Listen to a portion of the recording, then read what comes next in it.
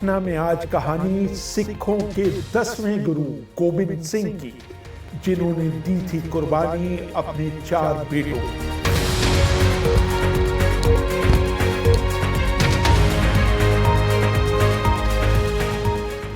अभिवादन स्वीकार करिए रेहान फदल। गोबिंद सिंह सिर्फ 9 साल के थे जब उनके पिता गुरु तेग बहादुर का कटा हुआ सिर अंतिम संस्कार के लिए आनंदपुर साहब लाया गया था।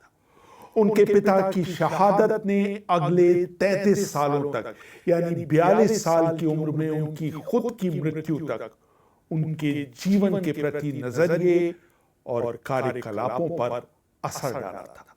इतिहास में गोबिंद सिंह की छवि एक लंबे, छरहरे, बेहतरीन कपड़े पहनने वाले और कई तरह के हथियारों से सुसज्जित रहने वाले शख्स की है। तस्वीरों में उनके बाएं हाथ पर हमेशा एक सफेद बाज और पगड़ी में एक कलगी लगी दिखाई जाती है। 19 साल की उम्र तक उन्होंने अपने आप को आने वाले समय के लिए तैयार किया।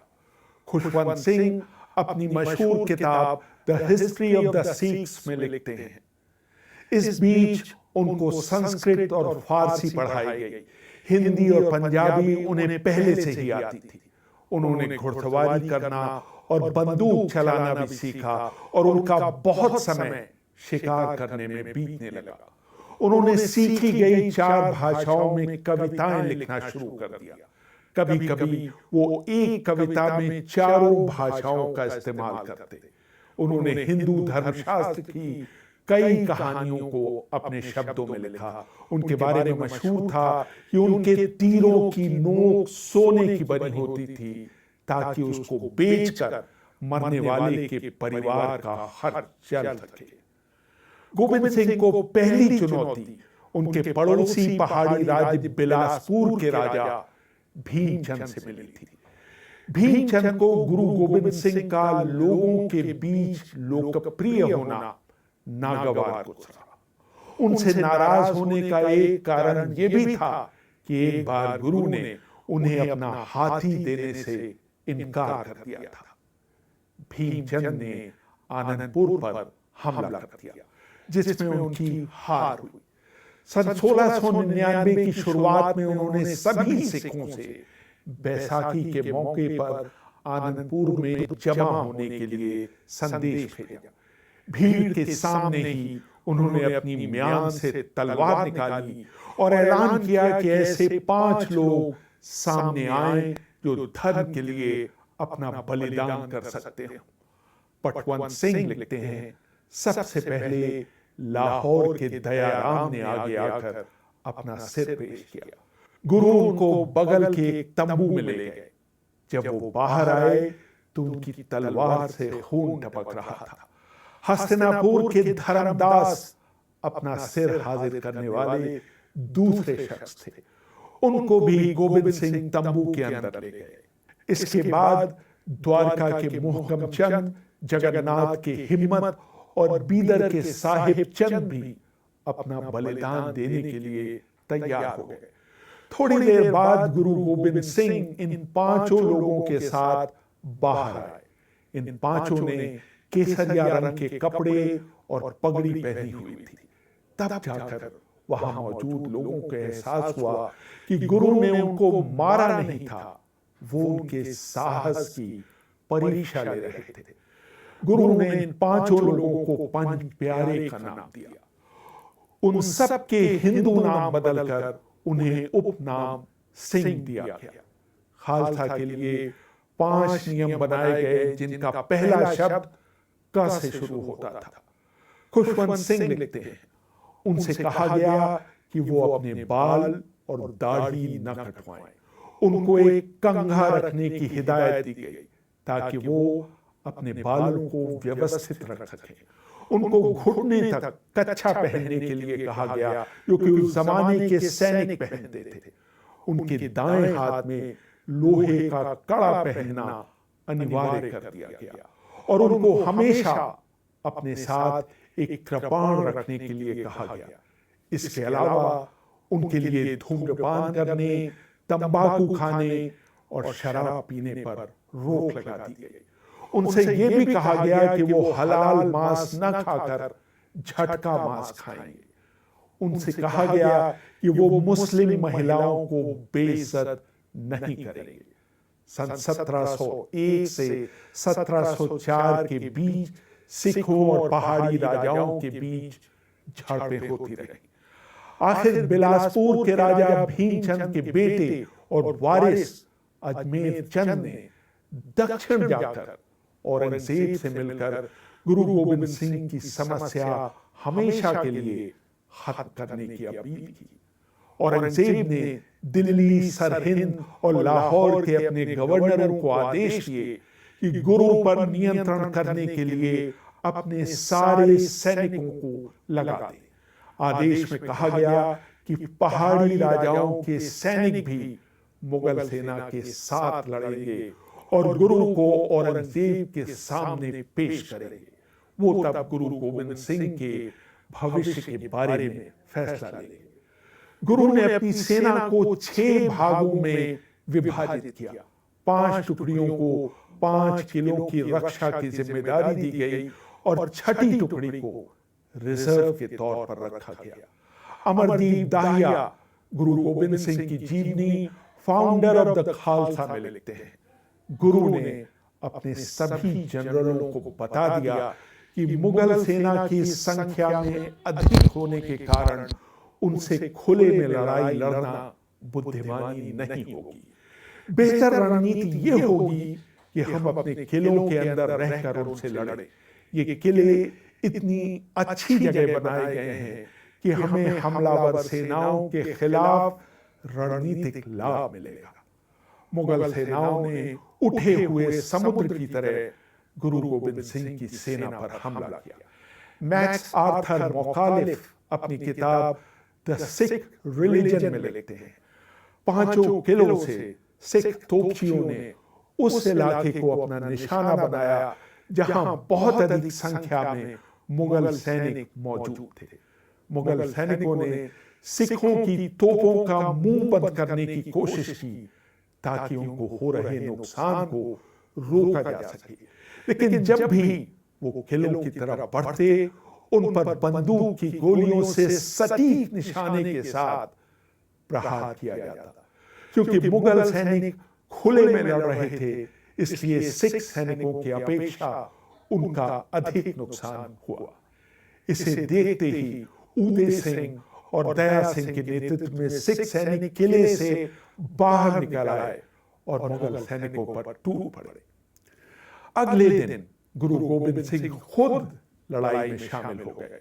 अमरदीप दाहिया लिखते हैं, राजा अजमेर चंद ने लड़ते हुए गुरु को पहचान दिया और वजीर खां और जबरदस्त खां ने वही ऐलान किया कि जो भी गुरु पर वार करेगा उसे बड़ा इनाम दिया जाएगा।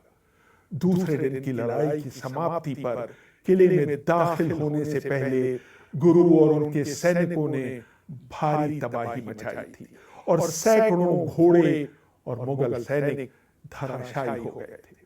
मुगलों को लग गया कि सिख सैनिकों को हराने का एकमात्र उपाय है कि उनके किलों की घेराबंदी कर उनको बाहरी दुनिया से पूरी तरह से काट दिया जाए, ताकि अनाज न पहुंचने के कारण भूख से परेशान होकर वो मुगलों की अधीनता मान ले। तय किया गया कि अब गुरु गोविंद सिंह के सैनिकों पर हमला नहीं किया जाएगा, बल्कि उनके किलों को चारों ओर से घेर लिया जाएगा। किलों में इतना अनाज मौजूद था कि कुछ दिनों तक इस घेराबंदी का कोई असर नहीं दिखाई दिया। इस तरह दिन महीनों में बदल गए, लेकिन मुगलों ने घेराबंदी में कोई ढील नहीं दी। धीरे धीरे किले की रसद समाप्त होने लगी और सिखों को लगने लगा कि कुछ दिनों बाद उनके पास खाने के लिए कुछ नहीं रहेगा। कुछ दिनों बाद किले के अंदर भुखमरी की नौबत आ गई। अजमेर चंद ने गोविंद सिंह को एक पत्र लिखकर ताजा प्रस्ताव भेजा।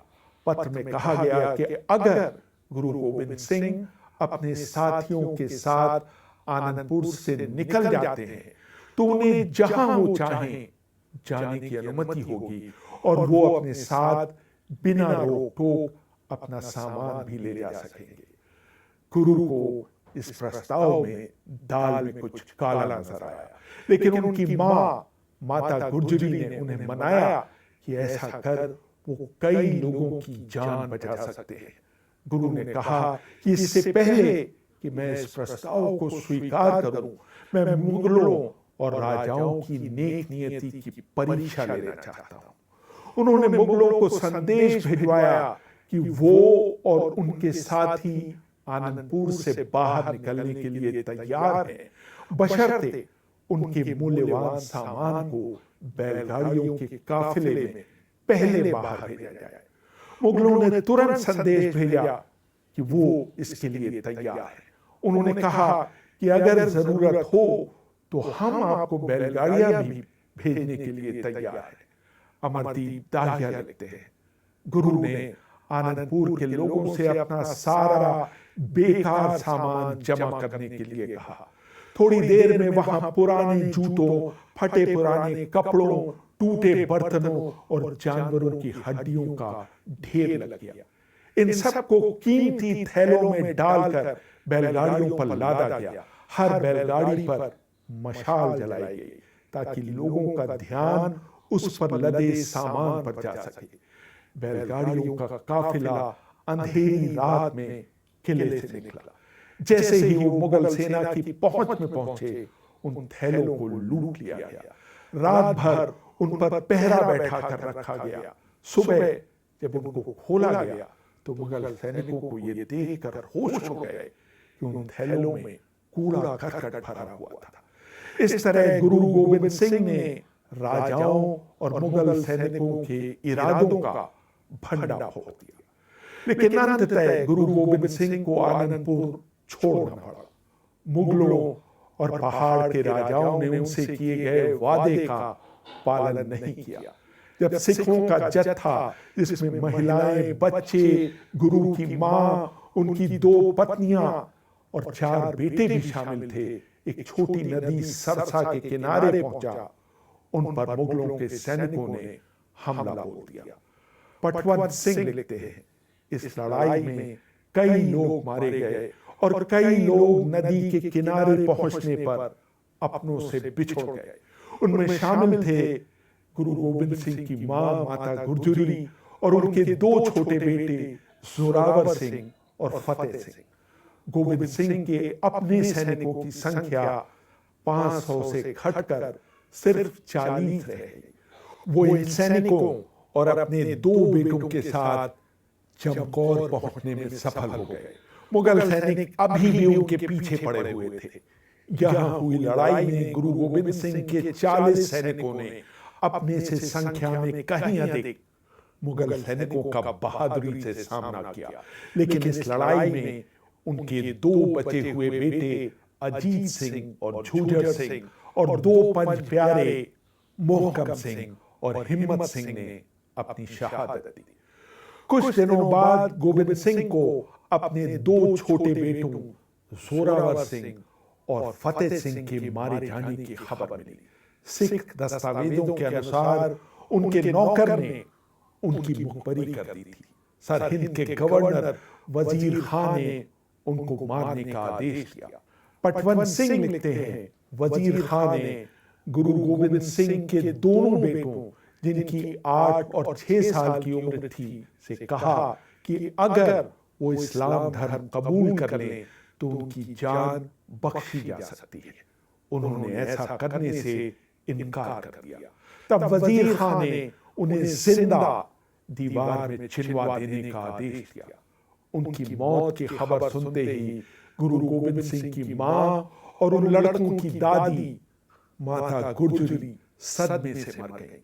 नाभा में रहते हुए गुरु गोविंद सिंह ने औरंगजेब को फारसी में एक पत्र लिखा, जिसमें उन्होंने उन पर धोखे से उनके द्वारा हमला किए जाने के लिए औरंगजेब को दोषी ठहराया।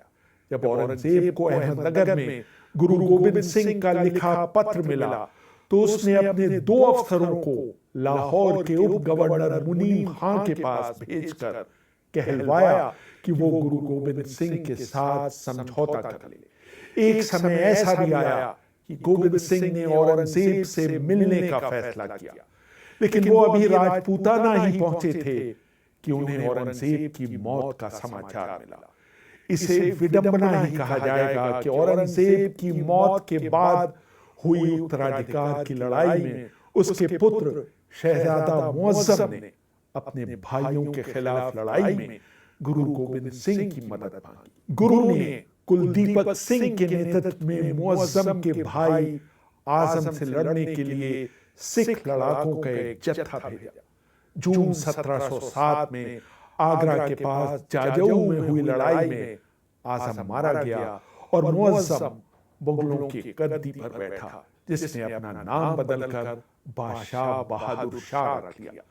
जब वो अपने दूसरे भाई काम बख्श के विद्रोह को दबाने दक्षिण गया, गोबिंद और उनके कुछ साथियों ने भी दक्षिण का रुख किया। अपने जीवन के अंतिम पड़ाव में गुरु गोबिंद सिंह गोदावरी नदी के किनारे बसे शहर नांदेड़ में थे। खुशवंत सिंह लिखते हैं, 20 सितंबर 1708 की शाम जब वो प्रार्थना के बाद अपने बिस्तर पर आराम कर रहे थे, 2 युवा पठानों अताउल्लाह खां और जमशेद खां ने उनके तंबू में प्रवेश किया और उनको अकेला पाकर उनके पेट पर छुरे से वार किया। उन दोनों को वजीर खां ने गुरु को मारने भेजा था।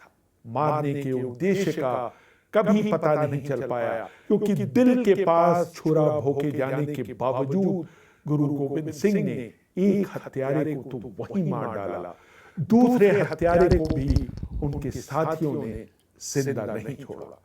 गुरु के जख्म पर उनके एक साथी अमर सिंह ने टांके लगाए, लेकिन कुछ दिनों बाद उनके टांके खुल गए।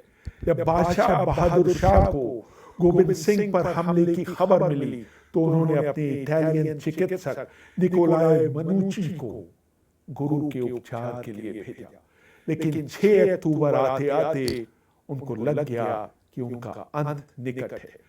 उन्होंने अपने अनुयायियों की सभा बुलाकर ऐलान किया कि उनके बाद उनका कोई गुरु नहीं होगा और सारे सिख गुरु ग्रंथ साहब को सिखों के 10 गुरुओं के प्रतीक के तौर पर मानेंगे। सरप्रीत सिंह अपनी किताब the story of the six में लिखते हैं, गुरु ने दमदमा साहब में तैयार किए गए गुरु ग्रंथ साहब को खोलने के लिए कहा। उन्होंने उनके सामने सिर झुकाया और 5 पैसे और 1 नारियल प्रसाद के तौर पर रखे। उन्होंने 4 बार गुरु ग्रंथ साहब का चक्कर लगाया और फिर उनके सम्मान में एक बार फिर अपना सिर जमीन पर झुका दिया। 7 अक्टूबर 1708 को आधी रात के बाद उन्होंने सिर्फ 42 साल की उम्र में इस दुनिया को अलविदा कह दिया। रेहान फजल, BBC, दिल्ली।